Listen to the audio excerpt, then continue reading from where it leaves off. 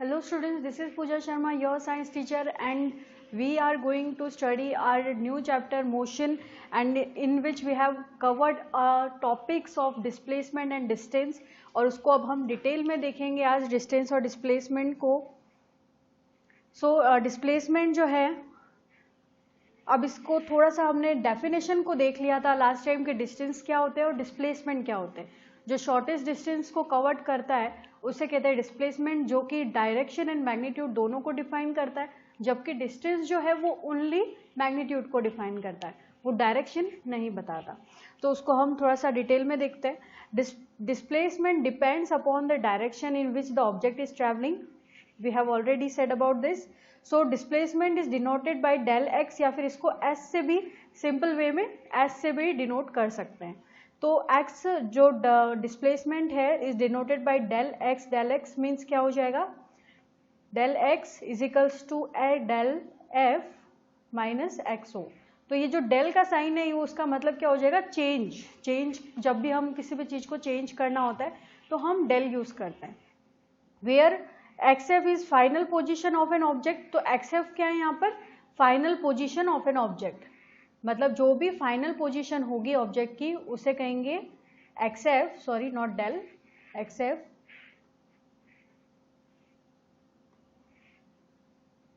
And जो x o है उसे कहेंगे initial position of an object, क्योंकि यहां पर हमें शॉर्टेस्ट डिस्टेंस को लेना है. तो इनिशियल पोजीशन हो जाएगा x o and final position हो जाएगा एक्स एफ. तो ये डेल एक्स मतलब क्या हो जाएगा, फाइनल पोजीशन से इनिशियल पोजीशंस का डिस्टेंस क्या है, डिफरेंस क्या है, उसे कहेंगे डिस्प्लेसमेंट. सो जीरो डिस्प्लेसमेंट, यहाँ पे जीरो डिस्प्लेसमेंट जो टर्म है उसका मतलब क्या हो गया, when the first and last position of an object are same. जब फर्स्ट पोजीशन और लास्ट पोजीशन का जो डिस्टेंस है वो सेम होता है तो उसे जीरो डिस्प्लेसमेंट कहता है. जैसे कि कोई एक पर्सन ए पॉइंट पर है, वो 3 मीटर बी पॉइंट तक जाता है, देन 5 मीटर सी पॉइंट तक, एंड देन डी तक 3 मीटर तक. लेकिन डी पर आने के बाद वो अगेन ट्रैवल करता है 5 मीटर ए पर. तो यहाँ पर क्या हो जाएगा, डिस्प्लेसमेंट जीरो हो जाएगा, क्योंकि डिस्प्लेसमेंट क्या है कि कितना जो शॉर्टेस्ट डिस्टेंस है वो कवर्ड किया, चाहे वो कितने भी डायरेक्शन, किसी भी डायरेक्शन में वो चला जाए उसे कोई फर्क नहीं पड़ता. तो ये जो पॉइंट होगा वो आपका डिस्प्लेसमेंट होता है. तो अब अगर घुमा फिरा के हम उसी पॉइंट पर ए पॉइंट पे ही आ रहा है तो वो क्या हो जाएगा, उसका जो डिस्प्लेसमेंट हो जाएगा वो जीरो हो जाएगा. So displacement at a point a is zero because the shortest distance from a to a is zero. क्योंकि अगेन हम एक ही पॉइंट पर आ रहे हैं तो वहां का क्या डिस्प्लेसमेंट होगा, कोई भी डिस्प्लेसमेंट नहीं होगा, नेग्लिजिबल हो जाएगा. ओके, सो ये था डिस्प्लेसमेंट, जीरो डिस्प्लेसमेंट. और negative displacement and positive displacement. तो ये क्या होते हैं, जो पॉजिटिव, अगर एक पर्सन ए पॉइंट से ट्रैवल कर रहा है बी पॉइंट तक, ओके, अगर सपोज इसने 5 किलोमीटर ट्रैवल किया, ओके, तो ये अगेन ये 5 किलोमीटर ट्रैवल करने के बाद ये फिर से पीछे की तरफ जा रहा है और पीछे की तरफ जाके थोड़ा सा आगे की तरफ सी पॉइंट के ऊपर जा रहा है. तो ये क्या हो जाएगा, सी पॉइंट की तरफ जा रहा है और उसने डिस्टेंस ट्रैवल किया टोटल 8 किलोमीटर्स. तो यहाँ पर क्या हो जाएगा, डिस्टेंस की बात करें तो डिस्टेंस तो हो जाएगा 5 किलोमीटर ए टू बी. अब ये क्या हो जाएगा कि जो 5 किलोमीटर तक जितना उस पर्सन ने ट्रैवल किया, यहाँ से ए पॉइंट से बी पॉइंट तक जितना भी 5 किलोमीटर वो ट्रैवल कर रहा है, तो वो क्या हो जाएगा, प्लस हो जाएगा, plus 5 kilometre means positive displacement, क्योंकि वो एक ए पॉइंट से स्ट्रेट लाइन की तरफ बी पॉइंट तक जा रहा है. बट वो बी पॉइंट से अगेन वापस आ रहा है, इस बी पॉइंट से वो पीछे की तरफ आ रहा है और पीछे की तरफ आके थोड़ा सा और आगे ट्रेवल कर रहा है. तो क्या हो जाएगा, -8 किलोमीटर हो जाएगा, मीन्स नेगेटिव डिस्प्लेसमेंट उसे कहेंगे. जो वापस से बैकवर्ड पोजीशन में आकर जो ट्रैवल करते हैं उसे कहते हैं नेगेटिव डिस्प्लेसमेंट. अब इस पिक्चर में दिख रहा है कि यहाँ पे 0 है और यहाँ पे 12 है. स्ट्रेट लाइन में अगर कोई जा रहा है तो यहाँ से जो पॉइंट बी है, ये पॉइंट बी को देखो आप, इस बी पॉइंट को इस वाले 12 वाले पोजीशन से बी पॉइंट की तरफ आगे की तरफ जा रहा है, मतलब उल्टा जा रहा है, तो वो हो जाएगा नेगेटिव डिस्प्लेसमेंट. और जो सीधे की तरफ जा रहा है यानी स्ट्रेट लाइन में जा रहा है उसे कहेंगे positive displacement. Here displacement of object b is negative because initial point क्या है इसका 12 है. और इनिशियल पॉइंट 12 है और फाइनल 7 है, तो इसका क्या हो जाएगा, -5 हो जाएगा टोटल डिस्प्लेसमेंट। वैसे ही negative sign indicates opposite direction year, क्योंकि नेगेटिव साइन जो है वो ऑपोजिट डायरेक्शन दिखाता है, ऑपोजिट डायरेक्शन में होगा, क्योंकि इसका नेगेटिव का मतलब क्या हो जाएगा कि वो ऑपोजिट ट्रैवल कर रहा है, और पॉजिटिव मीन्स सीधा स्ट्रेट लाइन ट्रैवल कर रहा है। तो इधर displacement of object A is positive. अब इस ए को देखो, ए जो है वो पॉजिटिव है, क्यों, क्योंकि जो इसका फाइनल पोजीशन है वो क्या है, 7 है, इसका फाइनल पोजीशन इस तरफ है, तो यहाँ पर आ जाएगा 7 पोजीशन पे, और जो इनिशियल पोजीशन है वो क्या है, 0 है, तो इसका क्या हो जाएगा टोटल डिस्प्लेसमेंट 7। तो यही होता है डिस्प्लेसमेंट और डिस्टेंस में, पॉजिटिव और नेगेटिव। नेगेटिव वो होते हैं जो हम सीधा जाकर फिर से टर्न ओवर लेते हैं, टर्न ओवर लेके वो ऑपोजिट डायरेक्शन में हो जाता है, तो उससे नेगेटिव कहते हैं। जबकि कोई भी पर्सन अगर ट्रैवल करता है इन अ स्ट्रेट लाइन, देन वो पॉजिटिव डिस्प्लेसमेंट होता है। तो ये डिस्प्लेसमेंट के बारे में था, और डिस्टेंस आपको कवर हो ही चुका है। तो अपना जो नेक्स्ट टॉपिक है वो है स्केलर एंड वेक्टर क्वांटिटी। अब जो हम फिजिक्स में एक मेन चीज पढ़ते हैं, फिजिकल क्वांटिटी।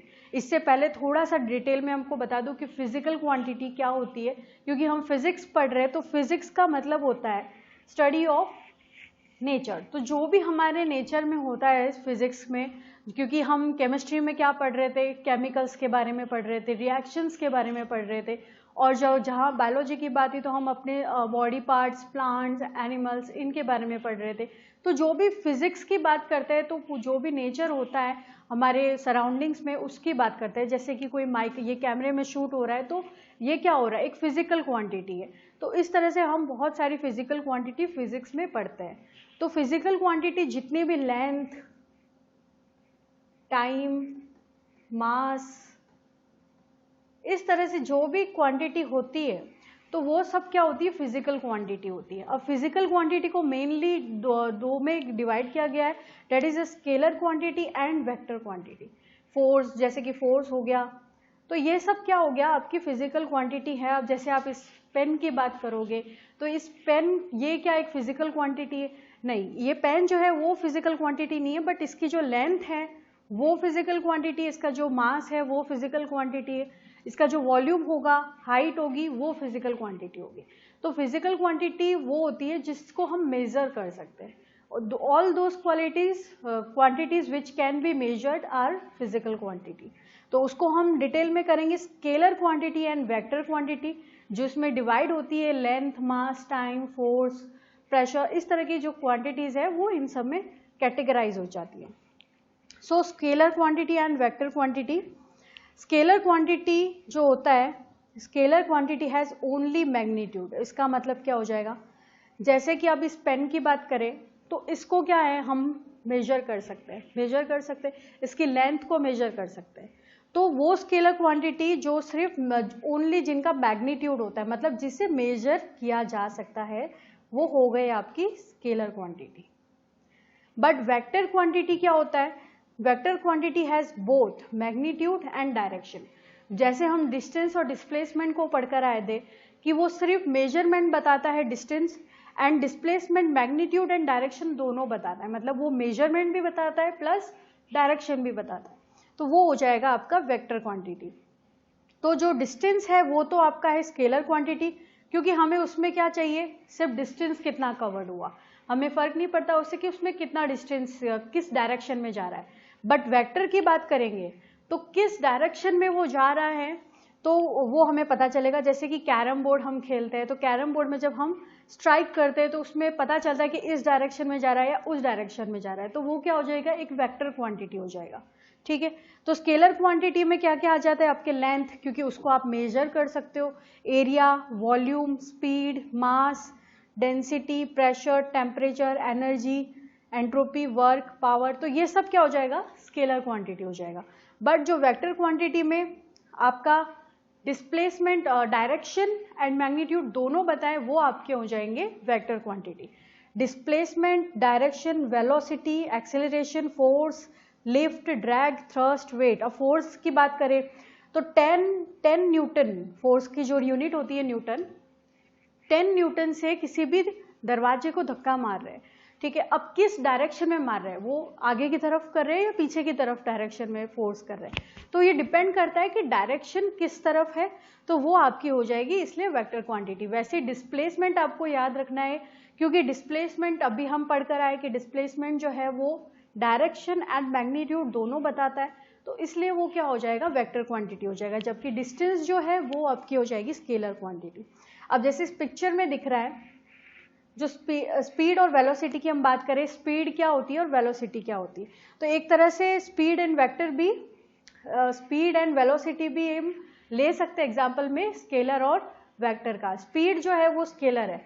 अब स्पीड की बात करें कि वो कितनी स्पीड में जा रहा है, अब ये जो कार है, ये कार कितनी स्पीड में जा रही है, तो वो हम मेजर कर सकते हैं कि 20 मीटर पर सेकेंड मीटर में ये जा रही है।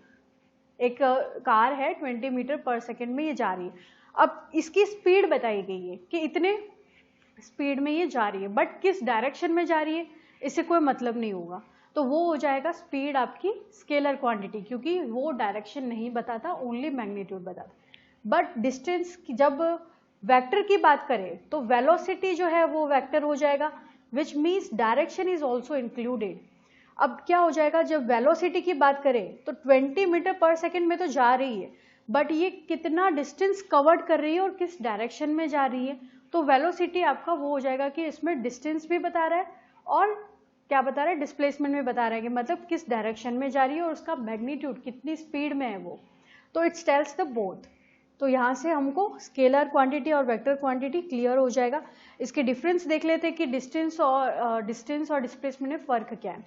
So distance provides the complete detail of the path taken by the object, जितना भी डिस्टेंस ट्रैवल किया A to point B to C, C to D, तो वो पूरा पाथ जो ट्रैवल किया वो बताता है, जबकि displacement does not provide the complete details of the path because this is the shortest distance like a to B.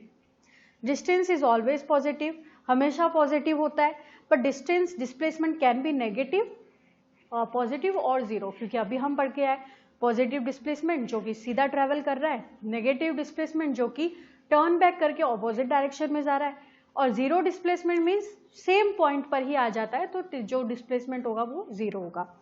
और जो डिस्टेंस है वो स्केलर क्वांटिटी है, क्योंकि it only tells the magnitude not direction, and displacement it is a vector quantity because it tells the direction and magnitude both.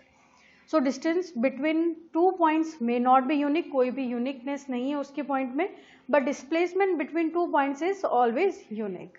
So these are the differences between distance and displacement, and जो भी physical quantity की बात की गई है वो आपको पता होनी चाहिए, बिकॉज फिजिक्स में आप पूरे फिजिक्स में इस पे ही न्यूमेरिकल्स करने वाले हो, लेंथ, मास, यूनिट और इन सब पर। तो आई होप आपको इतना चीज़ें क्लियर हो गई होगी, scalar, vector, distance, displacement, confuse नहीं होना है। एक बार आप फिर से इसको ध्यान से पढ़ोगे, रीड करोगे टेक्स्ट बुक को, तो ईजिली आपको समझ में आ जाएगा। Thank you so much.